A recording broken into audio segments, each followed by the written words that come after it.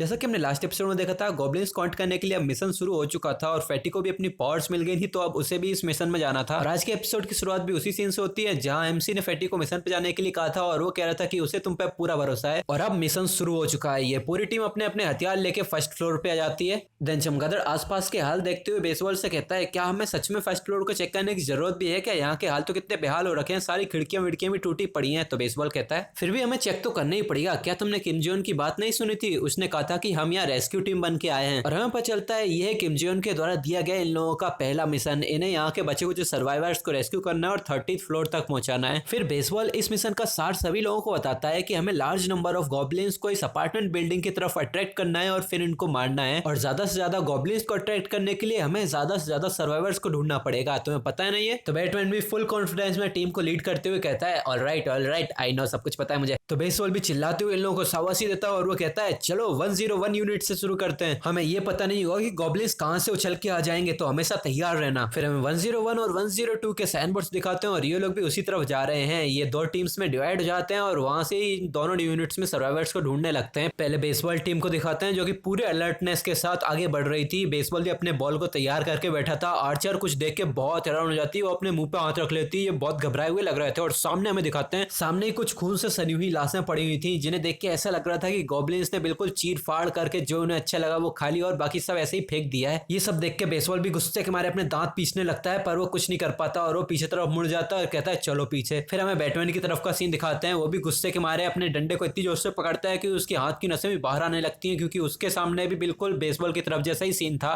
कुछ देर के बाद दोनों टीम्स मिलने लग जाती हैं और चमगादड़ का लटका हुआ चेहरा देख के बेसबॉल समझ जाता है कि फर्स्ट फ्लोर पे उसे कुछ नहीं मिलने वाला। देन वो कहता है, चलो सेकंड फ्लोर पे चलते हैं। फिर ये लोग सीढ़ियों के रास्ते सेकंड फ्लोर पे आ जाते हैं। यहाँ का सीन थोड़ा डिफरेंट था। रूम्स की बजाय यहाँ लाशें कॉरिडोर्स में ही पड़ी हुई थी। ये देख के इन लोगों को भी घिन आने लगती है और ये भी कहते हैं, अरे नहीं यार, चलो थर्ड फ्लोर पे ही चलते हैं। देन ये लोग सीढ़ियों के सहारे से थर्ड फ्लोर पे आते हैं और अब इन लोगों के पास कोई पेशेंस नहीं बचा था, तो ये दो दो के ग्रुप में बंटते हैं और सीधे दरवाजों पे खटखटाने लगते हैं। बेसबॉल, आर्चर, चमगादड़, फैटी सारे लोग ही गेटों पे खटखटाने लगते हैं, पर उनको कोई नहीं मिलता। और थोड़ी देर में सारे लोग अपना मुंह लटका के आ जाते हैं और अब तो बेसबॉल को भी समझ में नहीं आ रहा था कि अब किया तो किया क्या जाए। वो फ्रस्ट्रेशन के मारे अपने दांत पीसते हुए कहता है, चलो ऊपर चलते हैं। देन फिर से ये लोग सीढ़ियों से फोर्थ फ्लोर पे आते हैं और हमेशा की तरह बेसबॉल दरवाजों पे खटखटाने लगता है, पर इस बार रिस्पॉन्स थोड़ा अलग था। दरवाजे पे किसी की आहट होती है और एक कुपोषित जैसा दिखने वाला इंसान, जिसे देख के साफ साफ पता चल रहा था कि इसने कुछ दिनों से कुछ नहीं खाया पिया है, और इसकी आवाज से पता चल रहा था कि अगर आज इसे कुछ खाने पीने को नहीं मिला तो कल के दिन इसका टिकट जरूर कट जाएगा। ये थोड़ा सा दरवाजा खोलते हुए अपनी कांपती हुई नम आवाज में कहता है, क्या तुम सच में कोई रेस्क्यू टीम हो? इसे देख के बेसबॉल बहुत खुश लग रहा था और वो खुशी से कहता है, हाँ हम रेस्क्यू टीम हैं। तो ये कहता है, क्या हमें थोड़ा पानी मिल सकता है? मुझे सच में बहुत प्यास लगी है।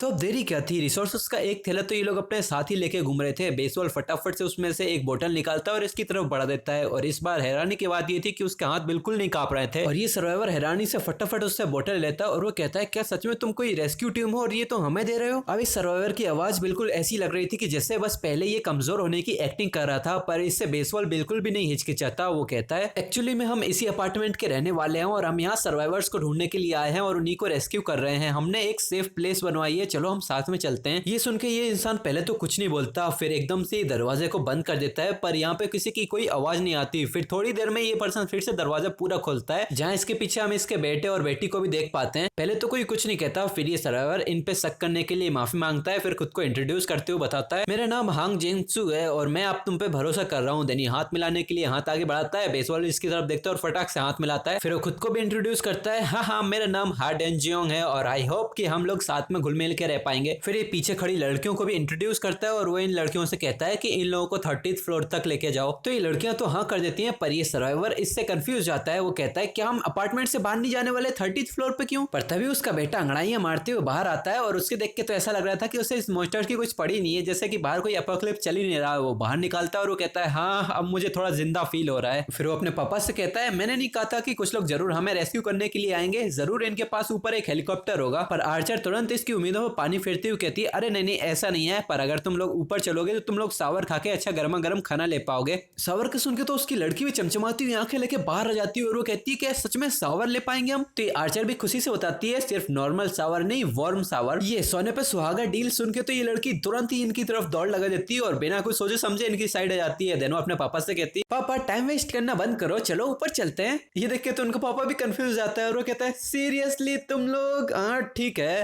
फिर यही करते करते अपना सीन चेंज होता है और अपने एमसी के पास एक नोटिफिकेशन आती है कि तुम्हारे सिटीजन्स का नंबर 40 हो चुका है। एक और नोटिफिकेशन आती है कि तुम्हारे सिटीजन्स जो एक्सपीरियंस और गोल्ड कमाएंगे वो 90% तक इंक्रीज हो जाएगा।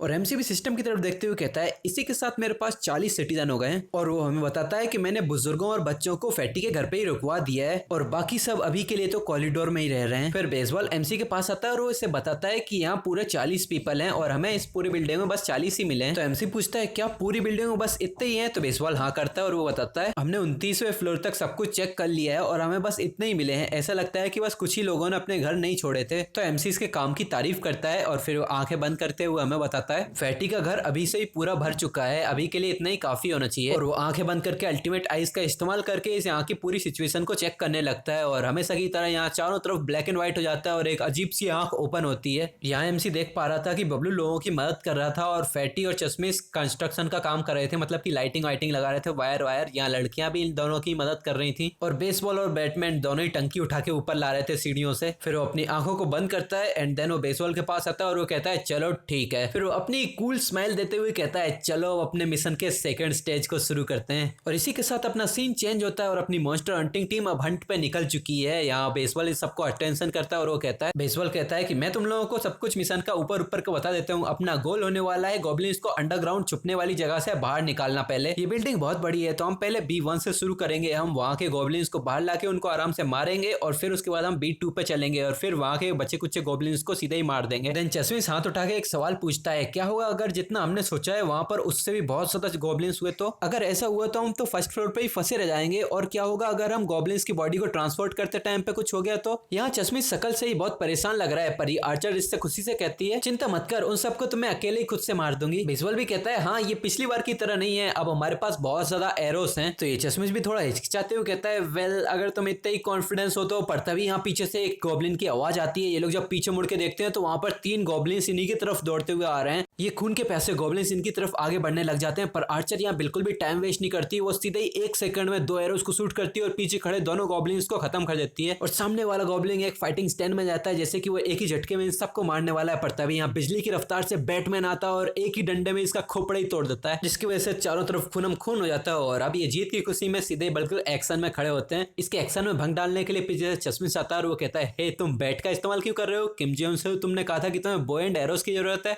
तो इससे भी एकदम से याद आता है और वो कहता है, अरे हाँ तुम तो सही कह रहे हो। पर तभी यहाँ पे आर्चर इसकी तरफ इशारा करते हुए कहती है, हे वहां पर देखो। तो ये लोग भी गॉब्लिन्स की तरफ देखते हैं, उनकी बॉडी धीरे धीरे करके गायब हो रही है। अपनी आंखों के सामने इन गॉब्लिन्स को ऐसे गायब होता देख के सभी लोग बहुत हैरान हो जाते हैं। और यहाँ पर बबलू सोचता है, क्या ये जयोंग की एबिलिटी है? तो बेसबॉल एक स्माइल के साथ कहता है, चलो अब रास्ता क्लियर हो गया है तो अब नीचे B1 में चलते हैं। तो बबलू भी एक स्माइल के साथ आगे बढ़ने लगता है और वो सोचता है, मुझे पता ही था किम जयोंग के पास जरूर कोई सोल्यूशन होगा ही। और दूसरी तरफ एक नोटिफिकेशन आती है कि बेसबॉल, आर्चर और चमगादड़ का ट्रस्ट लेवल इंक्रीज हो गया है। और यहाँ एमसी को दिखाते हैं, वो तो मजे में एकदम चिल मार रहा था, उसके सामने बहुत सारे सिटीजन्स के जुड़ने की नोटिफिकेशंस आ रही थी और वो सोचता है कितनी अच्छी टाइमिंग है। वो आराम से पानी पी रहा था, पर तभी 2 और नोटिफिकेशंस आती हैं जहां पर बताया गया था कि बबलू के ट्रस्ट लेवल 50 हो गया, उसने लॉयल्टी को अनलॉक कर दिया है और लॉयल्टी अनलॉक करते ही उसकी लॉयल्टी 30 पार हो चुकी है। और बबलू ने एक वेसल बनने की सारी रिक्वायरमेंट्स को पूरा कर लिया है। और अपना एमसी ये देख के कंफ्यूज जाता है और वो कहता है, क्या बस इससे तो बस कुछ घंटे ही लगे? फिर वो कहता है कि ये तो बहुत अच्छा ही हुआ, जितने ज्यादा वेसल्स होंगे उतनी तेजी से हम ग्रो करने लगेंगे। देन वो थोड़ा सोचता है, फिर वो बबलू का स्टेटस ओपन करता है जहां पर उसमें दिखाया गया था कि उसकी लॉयल्टी 88 थी। शुरुआत में बताया गया था कि उसकी लॉयल्टी 30 पार हो गई है, पर रियलिटी में तो उसकी लॉयल्टी 80 से भी पार है, पर 30 बस उसकी